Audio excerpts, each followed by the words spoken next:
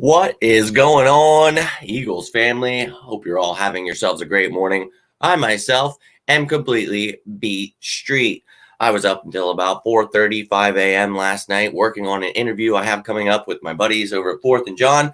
Truly excited about that. Checking out some of these talk to prospects has really been awesome. Some of the other guys have been, hitting it hard as well as myself. I hope you guys are checking all that content out. I just got done shoveling now, trying to listen to Nick Sirianni's presser. It's already been too long of a day for me, and it's not even 11 o'clock, and I feel like I'm going to fall on my face. So, hope you guys are all enjoying this snow and enjoying your day. But I wanted to hop on because, well, this morning I had to be up to shovel, but I also had to take a nice break so I could listen in 94.1. I can't believe I'm admitting that. But yeah, Nick Sirianni was on there, so I wanted to jump on and hear what he had to say. So the question is, how did Nick Sirianni do today? Everybody's just waiting, sitting back, waiting to eat him alive. We got our Rhodes Scholars out there. All these people that, want to bash a guy for stuttering or being nervous his first time. So they're sitting in the wings, waiting. And it was amusing just listening today. I thought Angelo did an all right job. Thought, obviously they were going to ask the same exact questions they always ask. And people were surprised. People were surprised by the fact that they didn't get the answer that they were craving. They felt in their mind, they deserved an answer. How dare this coach want to look at the players he has and decide who the starters are? He needs to give us an answer so we could fit our narratives. Well, then Jared Goff gets traded. So now, Carson Wentz has to be traded, right? I mean, that's just how that goes. He is not Matthew Stafford in that equation. He would be the Jared Goff. So people should probably calm it down a little bit there. Sorry, this lighting is all jacked. I broke the light. Had to put this one back here, and I look even worse. But look, Wentz, we talked about this last night. Will Wentz be the next quarterback to get traded? Talked about the cap situation. It doesn't mean it's impossible for him to get traded with the way his cap is. It just looks like they would probably want to wait till post June 1st because that's how you save $25 million in the cap. Only take on $9 million in dead money if you trade him post June 1st. Now, you could try to restructure him, which is something we have spoke about over and over again. So it could possibly happen beforehand. But I think if you're talking about who's the next quarterback to be on the move, that would probably be Deshaun Watson. But Nick Sirianni is apparently supposed to just get this job and already choose who the quarterback's going to be. He saw what happened. He saw that Carson Wentz regressed. So why should he be given the job? He should earn it. Jalen Hurts showed a little spark. He definitely needs some work. He's a rookie. But why not have a competition when you have two good quarterbacks competing? One has proven he can play at an elite level. One has proven he can play at an okay level, and he could get better for sure. So why not have competition? And we talk about the fact that, who knows, maybe they're just, I really don't want to say it, but if they draft a quarterback, I probably won't be too happy. But, Zach Wilson's pretty good. Justin Fields pretty good. I don't think I want Trey Lance. Look, I don't really want a quarterback. I would rather have Jamar Chase or Devontae Smith. But I'm trying to look at it from all angles. And, I'm hoping it's Carson or Jalen. And they are competing with each other, which we have talked about for months upon months. But nobody wants to hear that. So the media has been telling us, the past few days, competition. You don't want that in football. You can't have that. And it's like, look, Gary, Karen, you guys should probably stick to badminton, field hockey, whatever it is. I would stick to that because I'm not sure what they do in that sport, but competition actually breeds greatness, and that's what we want. And if you can't handle competition, well, then you don't deserve to win that competition. But believe it or not, this actually happens all the time. And for anyone who's played the game, this is literally every single training camp, practice, everything is competition. Now, if you're $120 million quarterback and this is supposed to be your team, I get why people want to try to fit their narrative, but this is a new head coach and it doesn't matter. And they're telling him, clean slate, do what you want. Who do you think is going to prevail here? So I'm all about finding out who the best quarterback is, and that starts with competition. So what's going on, Malcolm? Thanks for tuning in this morning. Just wanted to make a quick one because I'm laughing my ass off. People are losing their minds again, and it can't be a quarterback competition. And, he mentions it. It's a core value of his and any good coach. So People were whining about the fact that he said he was going to simplify things, allow them to play more rather than think more. And that's a problem now. It's like, well, I know that you guys think that this is just a math test. And if you put the numbers together, that's how everything works. And unfortunately, that's just not how it goes. So when you get upset that your narratives are not met and you can't see, these people are now lost at sea. What are you going to write about? What are you going to talk about? I mean, they don't do live videos every day. They don't know how to talk about sports because they're petrified that someone will actually call them and ask them a real question about sports, in particular football. So, yeah, it's pretty bad that we have so many people out here that talk about it. And I'm not trying to say I'm like, some guru out here, but I mean, when you hit the nail on the head every year and you try to break down everything, it's like, that's why we sit here and talk, guys. This is why these people have been nowhere near what's actually happening in reality. It's always just whine. And I get it. Look, we live in a society today that people don't believe in facts. They don't believe in competition. And even when you do win a fair fight, like people want to whine. And, we're talking about terrorism now in America because people can't handle it. They're hurting so much inside and they want to spread that to people. And it's embarrassing. And, you see it with Eagles fans now too. And you'd hope that a lot of them aren't, like a lot of these Trumpies and aren't lost out to sea. But it's like, you see it. The first caller after Sirianni's interview today, he was, oh my God, what did he say? He was something about, he's like, well, the scrutinism that he, and I was like, scrutiny. The word you're looking for was scrutiny. So this ass clown literally took time out of his day to call in to talk trash about this guy's speech, but he doesn't even know basic English. That's what we're dealing with here, guys. These are your experts. These are the guys that know it all. They've got inside sources. Gary, the trash guy, he's telling them all, man, they know it all. No, they don't. They truly don't. And that's why we sit here every year and try to sift through all this and just bring some kind of truth, because holy hell is it annoying. But you guys know me. Like, we could sit here and quit and whine like everybody did in 2017, except for us, here on the road to victory. And my fans, the followers, everybody, you guys are awesome. It was a rough year. Everybody's saying, you got to quit. In football, you don't fight. You give up right away. And it's like, I don't know what. See, you guys must be playing a lot of Madden. I never played football like that. Like, we always fought. And, as an Eagles fan, if my dad were still here, he was rolling in his grave with the amount of people that were quitting on this team in 2017. That's sad. But, the diehards stuck around. We saw what happens when you're a real fan. So why not be excited about the future? Why not be excited about Nick Sirianni and the unknown rather than sit here and whine all the time about how much you don't know? And it's like, look, dude, you just make yourself look like a clown. And I guess more clowns love that. So you get more clicks and everybody is clowning around. But it's like, dude, there's nothing to take from this. Adam Schefter every week is like, Carson Wentz demands a trade. And then the next week, well, Carson Wentz said he was down at the church gathering and he's going to stay forever. And then the next week it's, oh, well, Carson Wentz wants a trade. It's like, bro, like, I get it. That's their job. That's literally their job, is to troll you guys and get you to click and lose your minds. And it's like, but you don't have to do that. And you got to learn how to just deal with it. And that's what we do here. We're just trying to take it all in and we laugh at it, dude, because I've been dying. I was literally like crying, laughing when I was listening to this guy. Scrutinism. I'm like, oh, yeah, maybe Nick Sirianni can call you up because you're a professional speaker, apparently, in your English. So fantastic. So this guy should maybe go out, head in. But I loved it. I thought Nick Sirianni came in with some passion, some fire. And I think he was a little annoyed.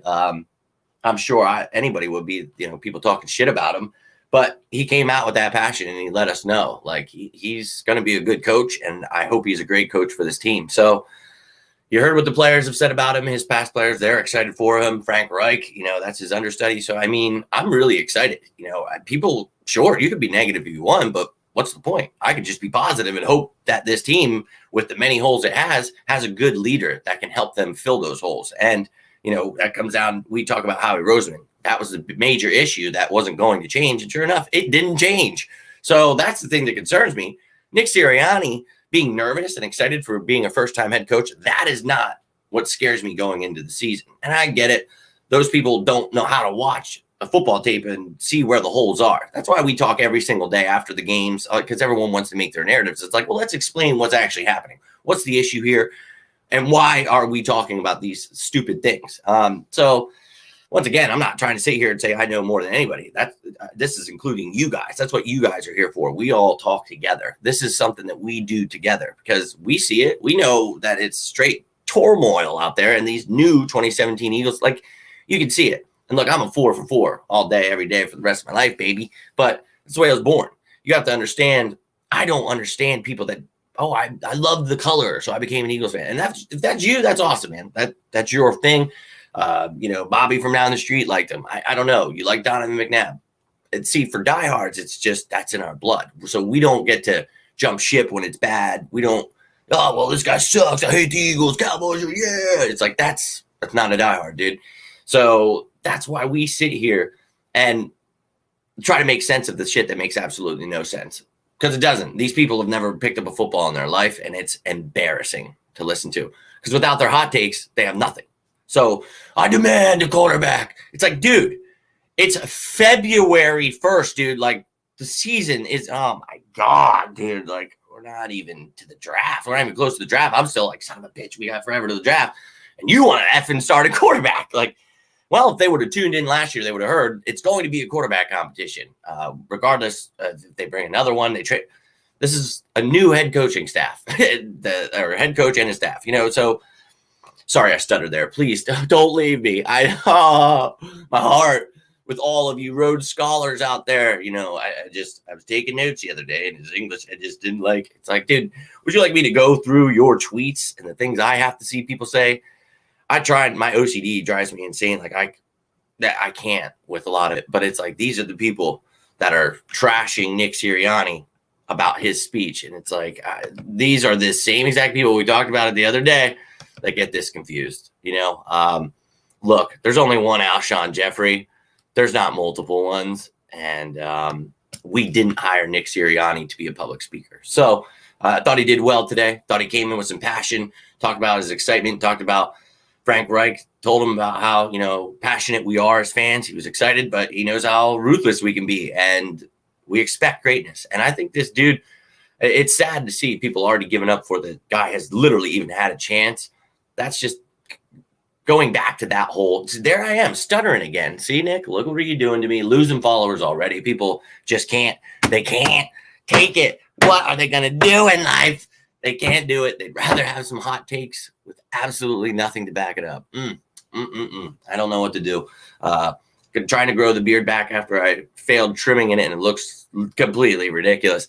I just don't know how to please everybody. Another big one, I don't have any old racist posts. I don't live in my mom's basement. So I know those are some key ones to who we follow on Twitter and Facebook. But sorry, I don't meet those guidelines. I just try to bring you facts, knowledge, and understanding of the game, because wow, it just seems like if somebody could do that, and there's good ones out there, like that's why we have them on the show. That's why we talk to, there are good media members where there's some sliver of hope. And you've seen new media members. You've seen, I've had Prince Blue. You've seen, I've had Chris, my buddy over at 4th of John. You've seen so many different styles, from people that are into the draft, people that love fucking with other people. I love it, man. And that's what I want. I want to bring change. And that's what I've been trying to do for 3 years. When I got on my deathbed, I started reaching out to players, started doing stuff before, nobody was doing this. So it was like, if they were famous, they had a good job doing this. Yes, of course they were doing it, but a nobody just coming out of left field, dude. And,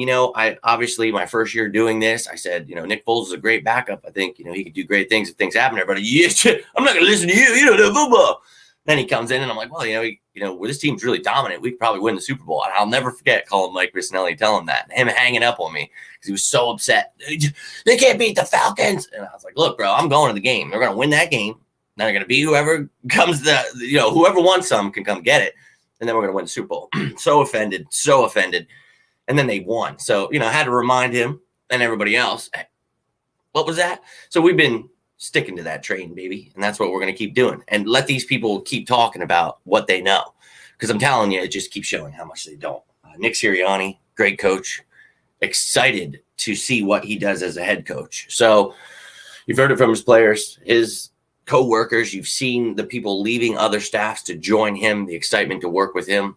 I'm nothing but excited, baby. This dude just, he For some reason, I don't know. Looking at him, look at that. That's just Philadelphia right there, man. I thought he did great today. Hearing that passion come out a little bit. What do we talk about? I don't give a damn about your press conference. I want to know if you bring that fire in the locker room. If you're going to be that leader of men that we truly need, because we've got a lot of holes, we've got a lot of problems, and a great coach is, a great start to fixing all of that. So, it, Joe. Go Birds all day.